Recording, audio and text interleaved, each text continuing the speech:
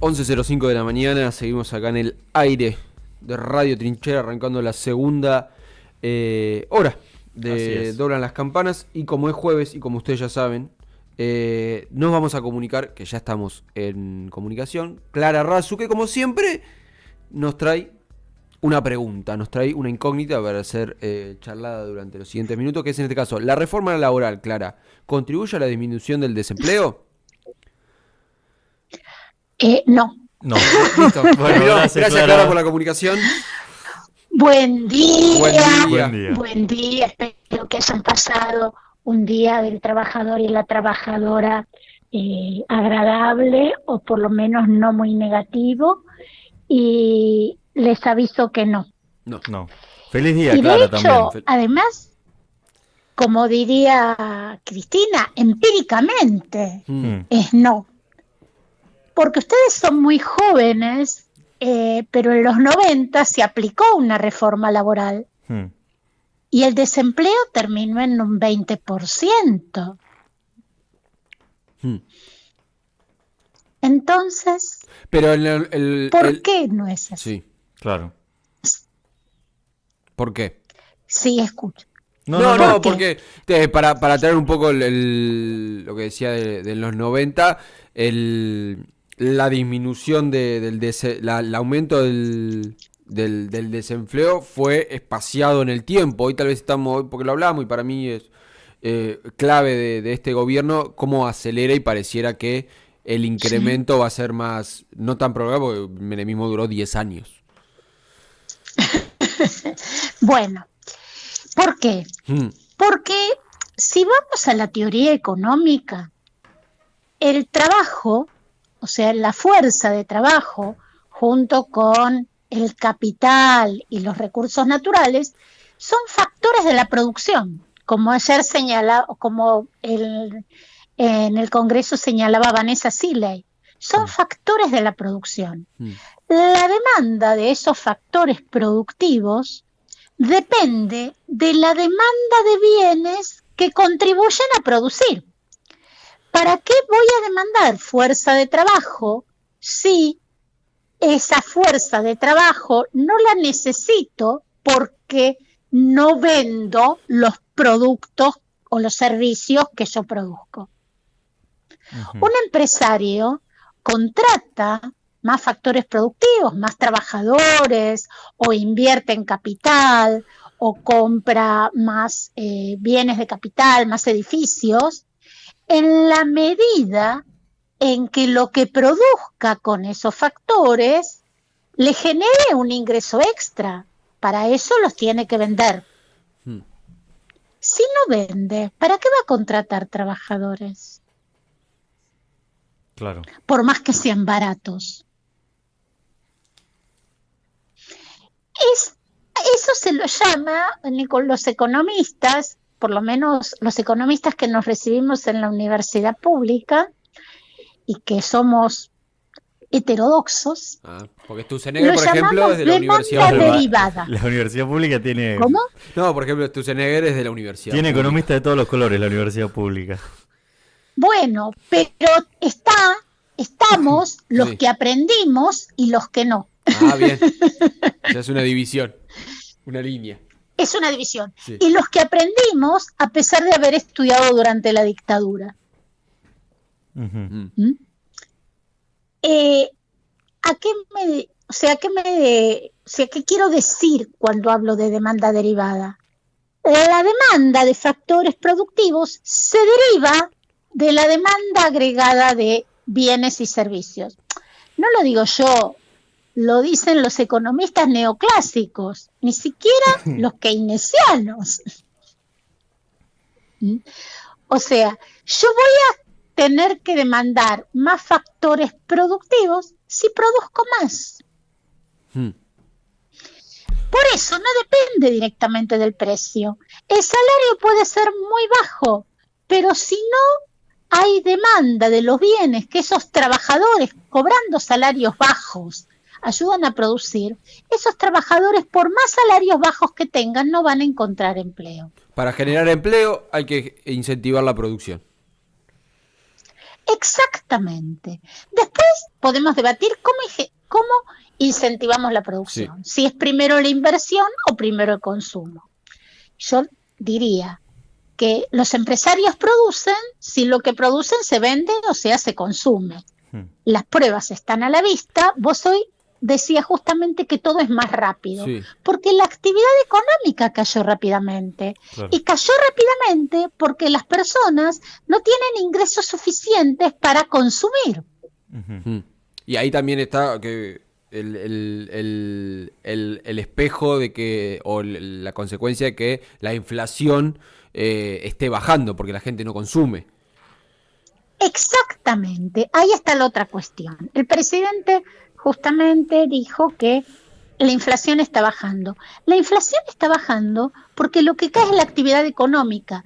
Entonces, así como rápidamente, como dice, baja la inflación, rápidamente caes en una deflación. Y la deflación, o sea, lo que es la baja de precios, no es buena. Yo les recuerdo que durante 2001 tuvimos deflación y así terminamos. Porque la deflación es un indicador de depresión económica y es una situación, una fase del ciclo económico que en todos los países se trata de evitar, porque la inflación no es buena, pero con la inflación vos podés tener crecimiento económico. Con la deflación tenés caída de la actividad económica, desempleo, y ahí tenés un grave problema. Y es lo que es a donde nos estamos dirigiendo. Y es lo que vemos ahora con todo esto que se discutía estas semanas, de muchos locales con el 2x1, con esa estrategia de venta, porque es la única forma que tienen de colocar los productos en el mercado. Por supuesto. Mira, una anécdota particular, personal, un comercio pyme de acá de la zona de Matanza, muy popular, que vende artículos de blanco, o sea, toallas, repasadores, sábanas, cosas que normalmente se compran en una casa por el desgaste. Tenían en una calle céntrica, muy transitada de acá de la zona de La Tablada, en La Matanza. Tenían el negocio vacío hacía un mes. ¿Qué es lo que hicieron? Renovaron la vidriera, 2x1, efectivo con descuento, vendieron. Vendieron no como vendían antes, pero lo que me decía uno de los socios, hicimos caja. Claro. Entonces, ¿por qué? Porque bueno, unos pesos, un repasador, algo se vendió, pero es un negocio en donde además notas que se compra cuando tenés un resto de ingresos, porque el otro va a lo que es la comida y lo que es el pago de servicios. La comida habla de la baja de los precios, se habló, o el presidente en ese mismo reportaje habló de la baja de los precios de la alimentación. Sí, los importados. Los importados. Una estrategia para... ¿Por qué se da eso? Claro, productos alimenticios importados, yerba brasilera. Por claro, ejemplo. Porque el importado hoy tiene menos costo de ingreso al país y el nacional tiene que subir porque obviamente en esta crisis económica tiene que sostener lo que tiene. Y ahí se genera porque una competencia desleal, podríamos decir. Exactamente, es competencia desleal. De esa manera se intentó bajar la inflación durante la convertibilidad, se lo recuerdo, bajó la inflación con recesión, porque justamente lo importado reemplaza a la producción local y vos ahí tenés mayor índice de desempleo. Eso sí, los precios van a bajar, pero nadie va a tener un mango para ir a comprar por más que esté el precio bajo. Yo soy una adicta a... Sí. En ese sentido, pensándolo más políticamente, esta reforma, ¿cómo se la toma, por ejemplo, la UIA? Allá seguramente, o sea, no le conviene, según estás diciendo vos. Bueno, justamente en la UIA hubo un cambio de rumbo. ¿Por qué? Porque la UIA tiene un sector pyme que está ligado a las grandes empresas muy importantes y que justamente lo que están viendo es, queremos una reforma, no es esta. Claro. Porque justamente lo que están viendo, porque ya les pasó, es que pueden tener vamos a poner entre comillas, un menor costo laboral, no van a pagar indemnizaciones, van a tener menos aporte, pero también tienen una caída de la producción, y en esa caída de la producción tienen cierre de plantas, sobre todo para las pequeñas y medianas empresas que tienen su representación en la UIA. También se escucharon voces de protesta en la CAME, o sea, la Cámara de Comercio, que vamos a aclarar, la Cámara de Comercio, la CAME, es una cámara absolutamente, digamos, neoliberal, no es una cámara acusada de kirchnerista, ni mucho menos. No son cucas. ¿Por qué? Porque claro, si allá sucedió. Sí, en el recorrido que venimos haciendo de la charla y en muchas columnas es como siempre cualquier punto de análisis de este gobierno es como, esto ya se hizo en los 90, esto ya se hizo, esto ya se hizo. Y sabemos cómo terminó. Esto ya se hizo. ¿Y a quién Eso es el problema cuando no se toma la empiria, cuando no se repasa la historia. A ver, ¿por qué esto es más? Porque en un momento Macri dijo, yo tendría que haber hecho las reformas más rápido. Sí. Milei las hace más rápido. Aclaremos, él se refleja en los 90. No es este el país de los 90. No es el plano geopolítico de los 90 tampoco. Exactamente. No es el contexto político ni el contexto internacional de los 90.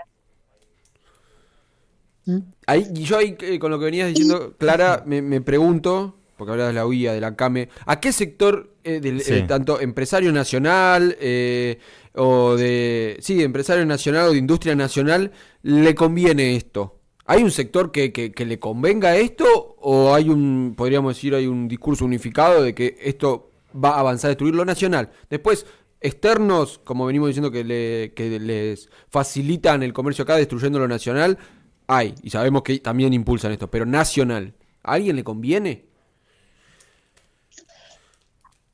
Aparentemente no, yo diría porque ni siquiera a los productores de bienes primarios, ni al sector ni al sector minero le conviene, porque en el mediano plazo van a sufrir exactamente todo el rebote.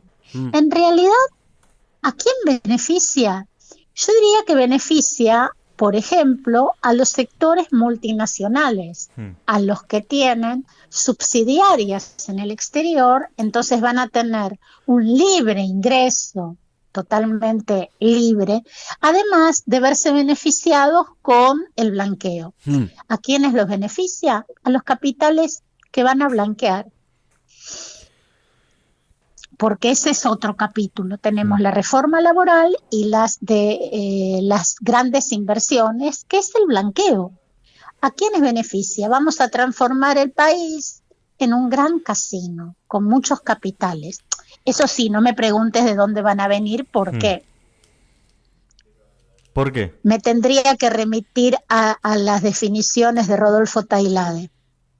¿Qué dijo? Que esta ley es la ley pasta base. Bien. No, sí, lo que se viene discutiendo que es el aumento del narcotráfico, que también viene de la mano con la dolarización, que creo que lo hemos charlado alguna vuelta, en términos de la dolarización te permite que ya no tenga que haber un intercambio entre peso y moneda extranjera a todo lo que es el narcotráfico. Y van a llegar seguramente lleguen esos dólares por el río Paraná. Probablemente lleguen por ahí, probablemente lleguen primero a través del blanqueo, porque el piso del blanqueo son $100.000. A nosotros nos parece un montón de plata, para grandes inversiones no es mucha plata. Y los sectores que se van a beneficiar, probablemente, o sea, que en definitiva es el sector primario de explotación de recursos naturales. Ahora, está bien, explotación de energía. ¿Qué explotación? Del recurso para exportarlo sin valor agregado. ¿Y eso cuánto empleo genera? Puede generar altas ganancias para esas empresas que obviamente van a invertir porque se les promete altas ganancias. Y de todas maneras, producirlo y generarle valor agregado en un país que no tiene industria. sea, el proyecto es una matriz productiva de explotación de recursos primarios, sí, donde los beneficiados son los capitales externos que van a explotar esos recursos privados. Ningún sector nacional, en definitiva, va a sacar beneficios. Es un país colonizado. Siglo XIX. Sí. Siglo XIX. Que de hecho, además, lo dijo en el discurso. Sí, queremos volver cuando éramos potencia. Claro. Bueno. Y es más, y en una yo de agrego, las creo disertaciones escuché... No, y agrego eso que decías de como creo que también de lo que venimos hablando, de destrucción de la industria nacional y del trabajo. El trabajo, fundamentalmente el trabajo. Escuchaba a Pichetto, perdón por la alusión, hablar de la riqueza de las naciones y la lanzadera, ¿no? Que fue la revolución industrial y cambió la matriz, y la riqueza de las naciones, digamos, fue donde se apoyó el apoyo teórico de esa revolución. Yo le recordaría también a Pichetto que también fue el germen de la concentración industrial que fue revertido a fines del siglo XIX. Y en todo caso, esa revolución industrial fue hecha en un país que protegió la industria. Porque esa revolución industrial le significó al resto de los países sumergirse en ser proveedores de materias primas y el subdesarrollo. Así que hay que elegir mejor los ejemplos. Entonces la salida de esto va a ser, en términos que hoy veníamos hablando con Goyo también, de qué propuesta se hace contra este gobierno que podemos decir que viene por la destrucción y va a fracasar, será la defensa de la industria nacional y la construcción de trabajo. Por supuesto. Esa tiene que ser la salida en términos de un plan de gobierno. Un plan de gobierno es un modelo productivo. Sí. Nosotros no podemos salir de un modelo de producción de bienes. Eso no lo podemos permitir porque sabemos cómo termina. Bárbaro, Clara. Clarísima. Clarísima como siempre. Muchas gracias. Muchas gracias a ustedes. Un abrazo gigante. Ahí pasaba Clara Rasu con su columna semanal que va a quedar en el YouTube para que los despistados las puedan escuchar en diferido. Y siendo las 11:23 de la mañana, nos vamos a ir a una canción. Última parada. Última, no, pero ¿ya terminó el programa? No. Ah, bien. De extras, última parada. Había doble canción de esta banda cuyo nombre... De Suárez, ¿qué pasó? ¿La cambiamos? Era viejo, había quedado última viejo. Parada. De extras. Y vamos con el informativo Farco. Sí. Y volvemos con mucho más todavía. Con mucho más, vamos.